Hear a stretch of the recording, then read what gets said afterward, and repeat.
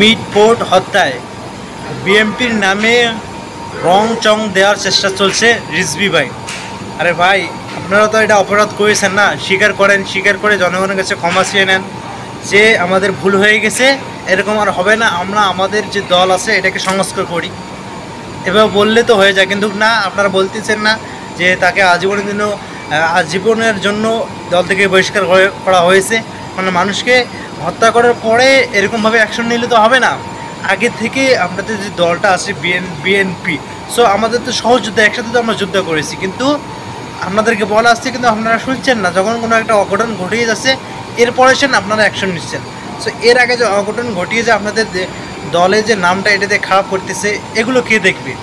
এই জন্য এখনও সময় আছে। আমরা বলবো যে বিএনপি আমাদের সহযুদ্ধ একটা দল, ঠিক আছে?